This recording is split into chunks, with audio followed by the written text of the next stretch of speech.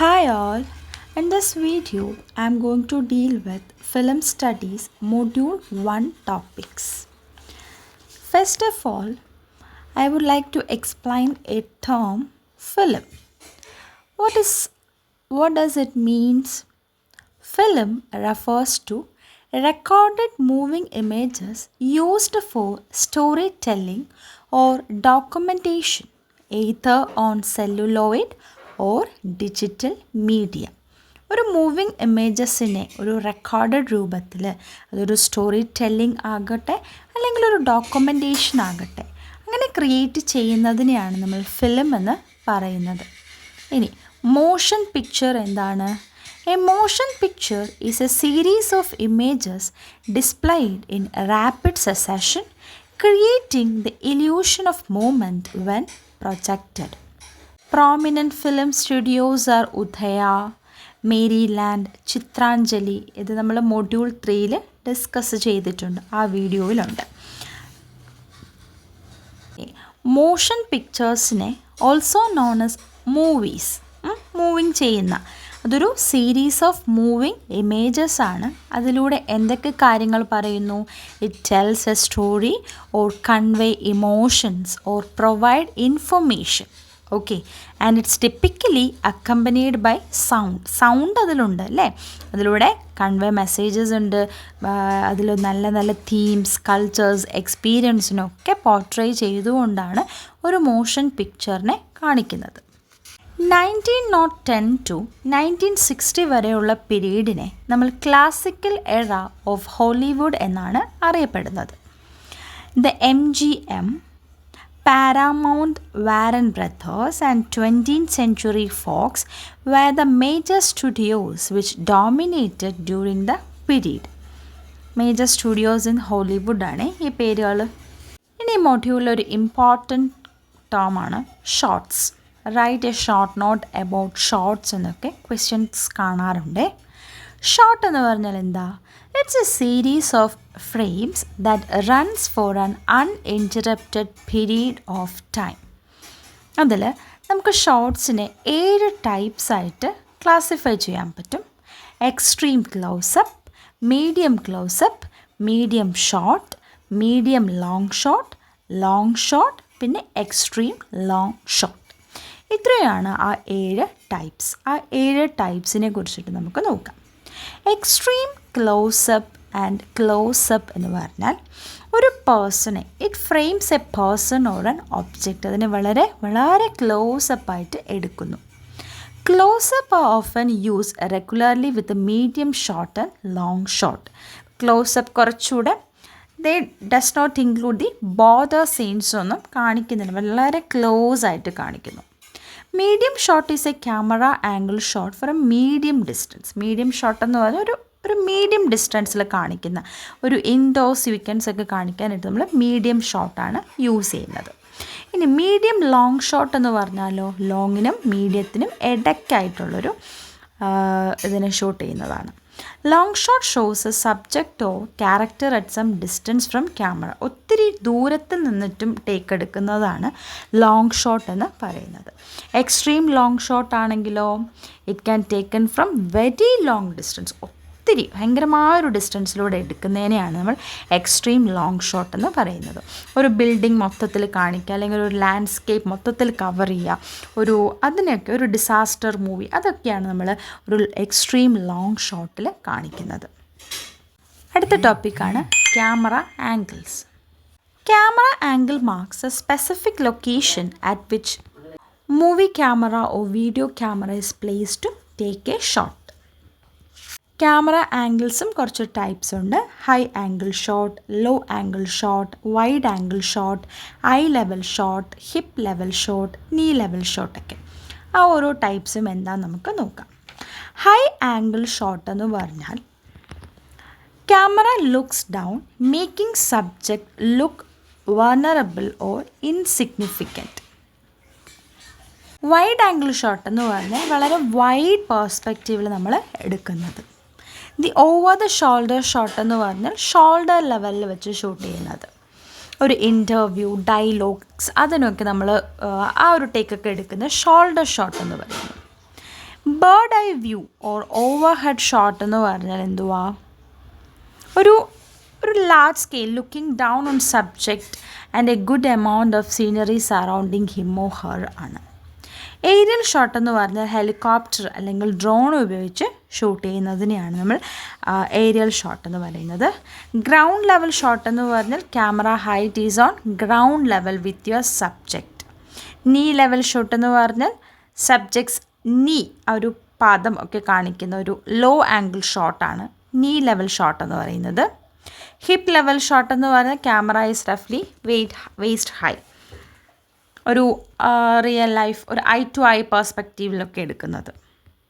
Camera ആംഗിൾസും and types of ഷോട്ട്സിനെ കുറിച്ചിട്ടൊരു ഷോർട്ട് നോട്ട് എഴുതുന്നതൊക്കെ ഇമ്പോർട്ടൻറ്റ് ക്വസ്റ്റ്യൻസ് ആണ്. പിന്നെ ഫിലിം എഡിറ്റിങ്ങിലൊരു ഇമ്പോർട്ടൻറ്റ് ക്വസ്റ്റ്യൻ ആണ് മിസേസെൻസ്. ഇതൊരു ഫ്രഞ്ച് ടേമാണ് which means setting the stage. അതിൽ കുറച്ച് എലമെൻറ്റ്സ് വരുന്നുണ്ട്. ആ എലമെൻറ്റ്സ് എന്ന് പറഞ്ഞാൽ setting, lighting, costume, props, acting style, composition, colour. ഇത്രയുമാണ് ഇതിൻ്റെ മെയിനായിട്ട് വരുന്ന എലമെൻറ്റ്സ് എന്ന് പറഞ്ഞത്. അതൊരു ഇമ്പോർട്ടൻറ്റ് ടേമാണ്. 4 മാർക്ക് ക്വസ്റ്റ്യൻസിനൊക്കെ വരുന്ന ക്വസ്റ്റ്യൻസ് ആണ്. Next important term is the auteur theory. Author theory, author എന്ന് പറഞ്ഞാൽ ഡിറക്ടർ എന്നാണ് അർത്ഥം. Author it says that director is the main creator of A film. ഒരു ഫിലിമിൻ്റെ ഏറ്റവും ഇമ്പോർട്ടൻ്റ് അല്ലെങ്കിൽ അതിൻ്റെ ഒരു ബാക്ക് ബോൺ എന്ന് പറഞ്ഞാൽ ഡിറക്ടറാണ്. It reflects the personal vision and perspective. ആരുടെ? ഡിറക്ടറിൻ്റെ മാത്രം. അത് വാല്യൂ കൊടുക്കുന്നത് അല്ലെങ്കിൽ ഇമ്പോർട്ടൻസ് കൊടുക്കുന്നത് മറ്റുള്ളവർക്കല്ല, അല്ലെങ്കിൽ ഓഡിയൻസിനോ ഒന്നുമല്ല, വ്യൂവേഴ്സിനോ ഒന്നുമല്ല. എപ്പോഴും ഡിറക്ടറിൻ്റെ ഫീലിങ്സിനും ഇമോഷൻസിനും മാത്രം ഇമ്പോർട്ടൻസ് കൊടുക്കുന്ന ഒന്നാണ്. Okay, it gives importance to director's feelings and emotions. He has full freedom for saying anything based upon the film. ഇനി ദി ഓഥർ തിയറി, അത് ഒരു ഫ്രഞ്ച് ഫിലിം ക്രിറ്റിക് ആൻഡ് ഡിറക്ടറായ ഫ്രാൻസിസ്കോ കോയിൻ ചെയ്തൊരു ടേമാണ് auteur, AUTEUR, in the year 1954. Next term is montage. It is also a French word, came from monter, MONTER, which means to assemble, and it refers to the process of selection, arrangement and splitting of various shot in a desired order. അതെന്ന് പറഞ്ഞാൽ selection, ആ ഒരു ഷോട്ടിൻ്റെ ഒക്കെ arrangement, അതിൻ്റെ ആ ഒരു splitting, അതിനെയൊക്കെയാണ് നമ്മൾ മണ്ടാഷ് എന്ന് പറയുന്നത്. 3 ടൈപ്സ് ഉണ്ട്: മെട്രിക്, ടോണൽ, ഇൻ്റലക്ച്വൽ. ഇതാണ് മണ്ടാഷിൻ്റെ 3 ടൈപ്സ് എന്ന് പറയുന്നത്.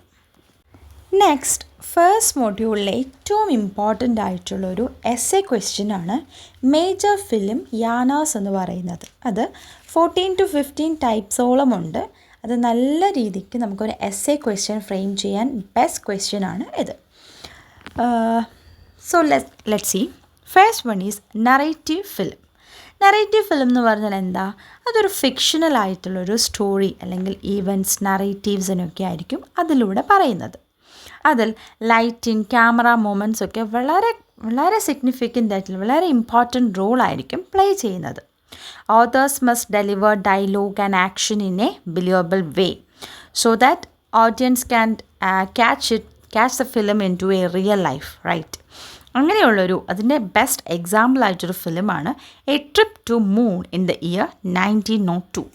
നമ്മളെപ്പോഴും ഫിലിം ഇൻ കേസ് ഈ ഇയറിലും മേജർ ഫിലിം യാനാസിനെ പറ്റിയിട്ട് ഒരു എസ്സേ ക്വസ്റ്റ്യൻ ചോദിച്ചു കഴിഞ്ഞാൽ ഈ ഒരു ക്വസ്റ്റ്യനെ അപ്രോച്ച് ചെയ്യാനായിട്ടുള്ളൊരു ബെസ്റ്റ് വേ എന്ന് പറഞ്ഞാൽ ടൈറ്റിൽ എഴുതാം. ഇപ്പം നറേറ്റീവ് ഫിലിം എന്ന് എഴുതാം. നറേറ്റീവ് ഫിലിംസിനെ കുറിച്ച് നമുക്ക് എന്തൊക്കെ ഡീറ്റെയിൽസ് അറിയാമോ അത് എഴുതി വയ്ക്കുക. നല്ല ഗ്രാൻഡായിട്ട് അത് എഴുതാം.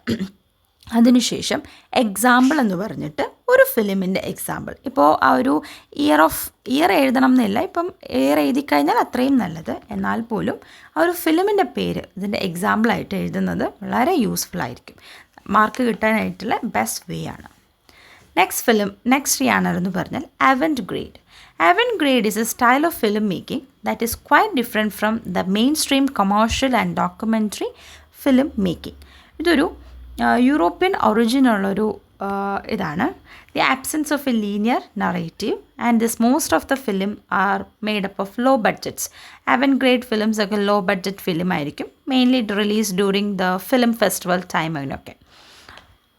അവൻഗ്രേഡ് ഫിലിമിൻ്റെ ബെസ്റ്റ് എക്സാമ്പിളാണ് Andalusian dog in the year 1929.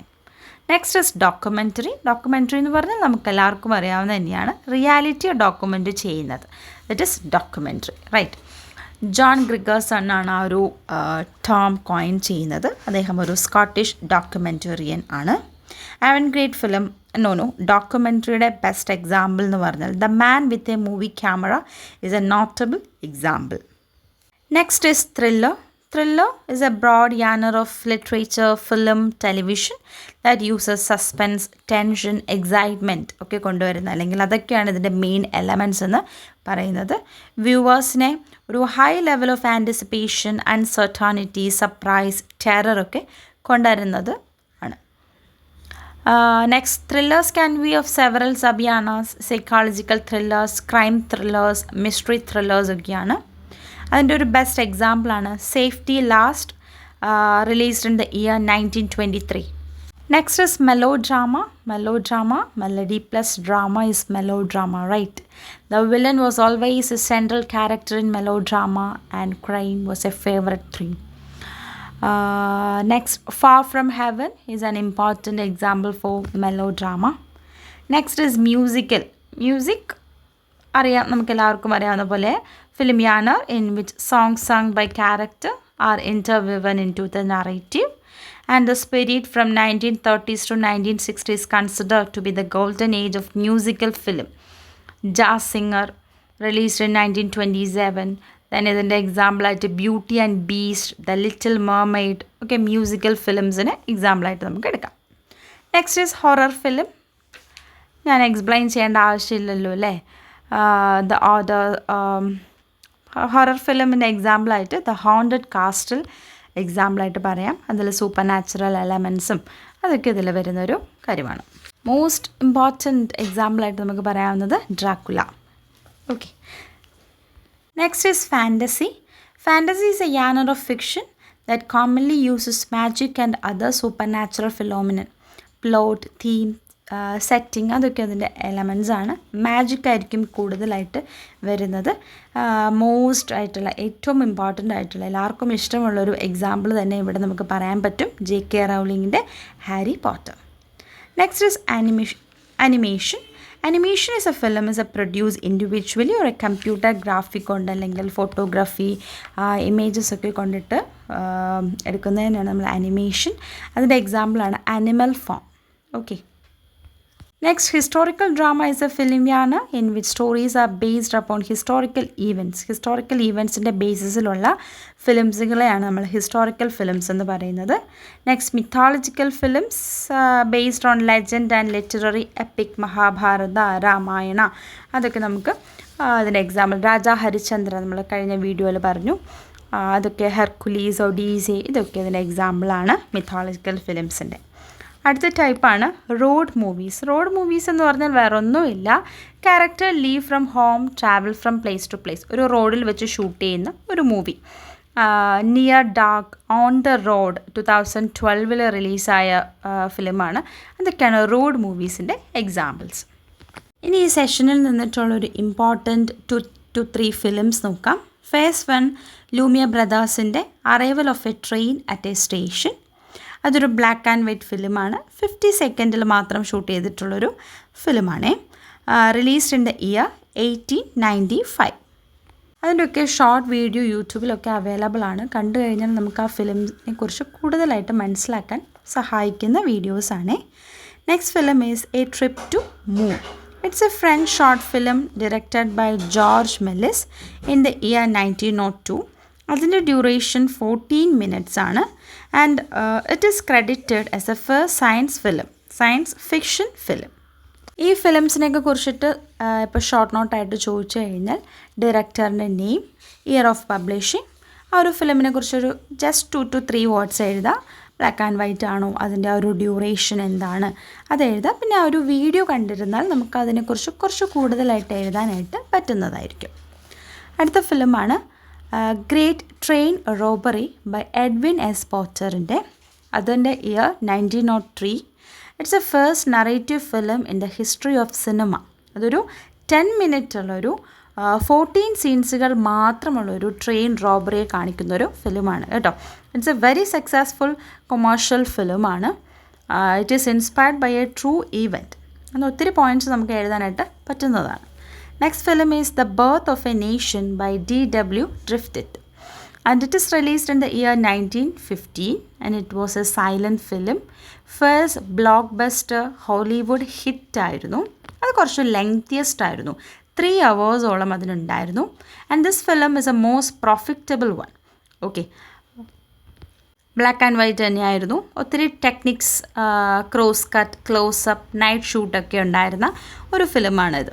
ഒത്തിരി ഇന്നോവേറ്റീവ് ടെക്നിക്സുകൾ, സ്പെഷ്യൽ എഫക്ട്സുകൾ ഉണ്ടായിരുന്നു. Deep focus photography, jump cuts, facial close ups ഒക്കെ ഉണ്ടായിരുന്നൊരു ഫിലിമാണ്. ഇതൊക്കെയാണ് ഡിസ്കസ് ചെയ്ത ഫിലിംസിൻ്റെ pictures which is given in your textbook it self.